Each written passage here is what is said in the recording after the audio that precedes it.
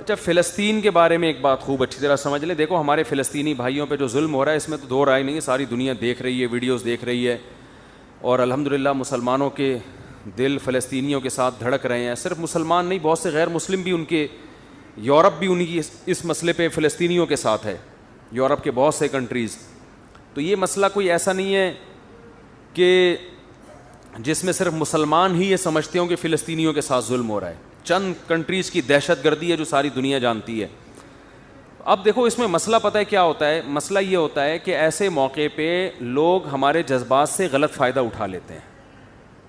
ابھی میں دیکھ رہا ہوں بہت سے لوگ چندے کی اپیلیں کر رہے ہیں, پتہ نہیں ہے بھائی یہ چندہ وہاں پہنچائیں گے کہ نہیں پہنچائیں گے, کون لوگ ہیں یہ لوگ. جوش میں آ جاتے ہیں کہ یار فلسطینی بھائیوں کا ہم سے خون دیکھا نہیں جا رہا, ان کے یہ حالات ہم سے بہت, یہ تو ہر مسلمان کا دل دھڑکتا ہے بھائی, اور کسی بھی مظلوم کو دیکھ کر انسان کو ترس آتا ہے, اس کے اوپر دل چاہتا ہے مدد کرنے کا. تو اس میں کیا ہوتا ہے کہ جب آپ کے ایسے جذبات پیدا ہوں گے تو اس جذبات کو 2 نمبر لوگ کیش کراتے ہیں.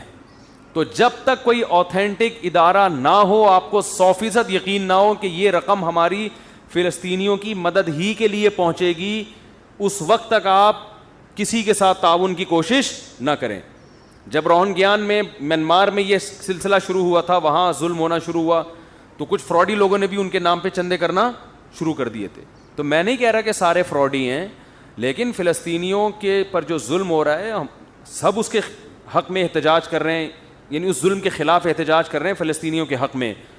تو لیکن اس میں جو مالی مدد کا جو عنصر ہے کہ ان کی مدد کیسے کی جائے, تو اس میں کہیں کوئی 2 نمبر لوگ آپ کو بیوقوف نہ بنا لیں. اس میں کسی پر جلدی بھروسہ نہ کریں جب تک کوئی ریلائبل ادارہ نہ ہو, پراپر آپ کو 100% اس کے بارے میں یقین نہ ہو.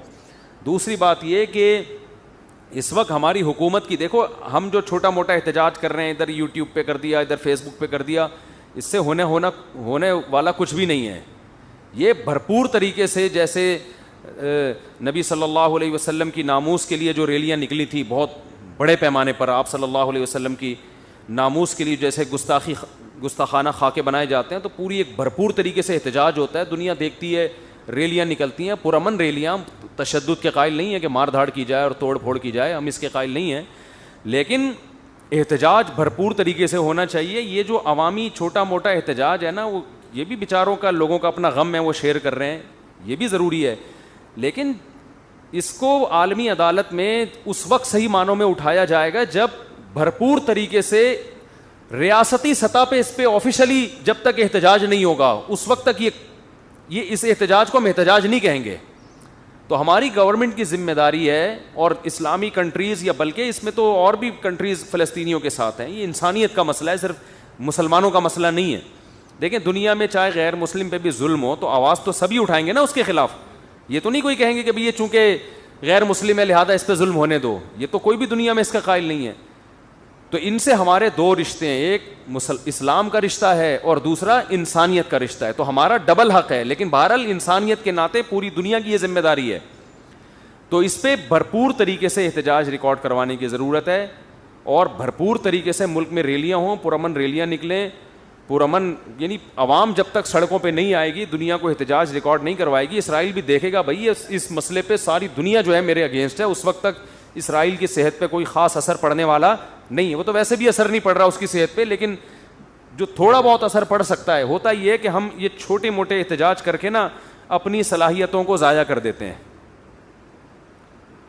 جو دیکھو آپ کی گاڑی میں پیٹرول ہے نا, آپ نے پشاور جانے کے لیے اس کی ٹینکی فل کی ہوئی ہے کہ چلو ایک دفعہ سکھر میں خالی ہو جائے گی, آگے فل کر دوں گا. آپ نے یہیں گاڑی اسٹارٹ چھوڑ دی تو وہ تو ٹینکی یہیں پہ کیا ہو جائے گی, خالی. وہ آپ کو لانگ روٹ پہ سفر کرانے کے قابل نہیں رہے گی. آپ یہیں سینڈا موڑ سے گھوم کر آ گئے, یہاں سے گھوم کے آ گئے. تو یہ کیا ہو رہا ہے کہ جو چھوٹے موٹے احتجاج ہو رہے ہیں, اس سے لوگوں کا اسٹیمنا آہستہ آہستہ ختم ہو رہا ہے. کب تک کریں گے احتجاج بھائی؟ تو ایک ہونا چاہیے خاندانی طریقے سے, اور خاندانی احتجاج اس وقت تک نہیں ہو سکتا جب تک ریاستی سطح پہ بھرپور طریقے سے احتجاج نہ ہو, گورنمنٹ کی ذمہ داری میں ہو, حکومت اعلان کرے بھائی سب لوگ سڑکوں پہ نکل آؤ. تو اس لیے حکومت کو مجبور کرنا چاہیے احتجاج ہمیں کرنا. دیکھیں جب تک کسی کا ایک ہدف نہیں ہوتا نا, اس وقت تک آپ کا کوئی بھی مطالبہ مانا نہیں جائے گا.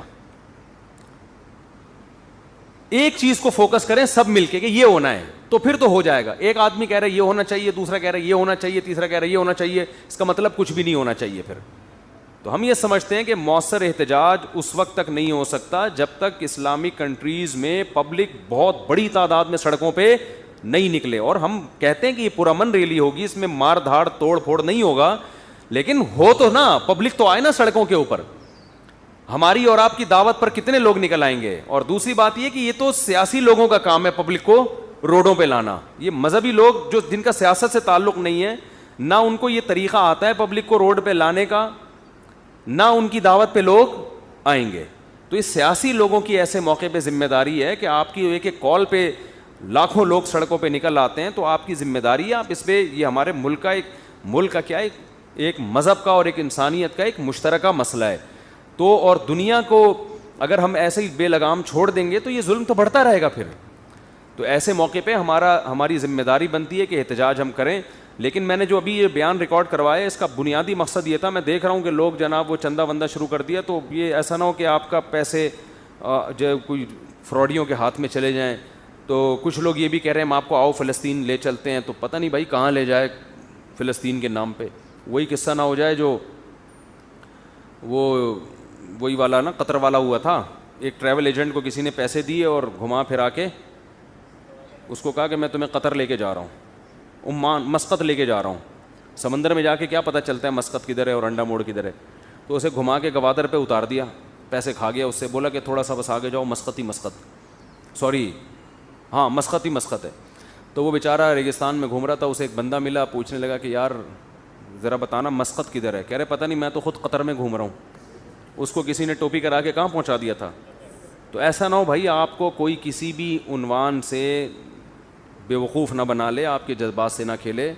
دیکھو جو پیسے کمانے والے لوگ ہوتے ہیں وہ موقع تلاش کر رہے ہوتے ہیں کہ کسی بھی طرح سے کوئی موقع ملے نوٹ چھاپنے کا. ان کا کوئی دین ایمان نہیں ہوتا, یہ کسی مظلوم کے خون کا, اس کی چیخوں کا خیال نہیں کرتے. یتیموں کے نام پہ پیسے کھانا, بیواؤں کے نام پہ پیسے کھانا ان کے لیے کوئی مسئلہ نہیں ہوتا. تو آپ اپنے پیسے کو اگر زیادہ ہیں خام خواہ میں تو مجھے لا کے دے دو یار, ہدیہ دے دو, مجھے لا کے دے دو فری میں, مجھے ضرورت نہیں ہے. لیکن اگر پھینکنا ہی ہے تو مجھے دے دو, میں تو کھاؤں گا, پیوں گا, بریانی کھاؤں گا مسالے والی, ٹھیک ہے نا, انڈے والا برگر کھاؤں گا, مجھے یہ زنگر زیادہ پسند نہیں ہے, انڈے والا زیادہ پسند ہے. پیسے بھی بچیں گے آپ کے, جو بچ جائیں گے واپس کر دوں گا. ٹھیک ہے. لوگ کہہ رہے ہوتے ہیں نا پھر تیرے پاس فالتو پیسے ہیں تو مجھے دے دے. تو فالتو پیسے اگر آپ کے پاس ہیں بھائی, مسجد کے ڈبے میں ڈال دو اور کسی مدرسے میں دے دو. خام خواہ میں فراڈیوں کو دینے کی ضرورت نہیں ہے. تو ہاں میں یہ نہیں کہہ رہا ان کی مدد نہ کریں, وہ تو فرض ہے, لیکن بہت اچھی طرح پہلے تحقیق کریں کہ کوئی مستند دینی ادارہ ہونا چاہیے.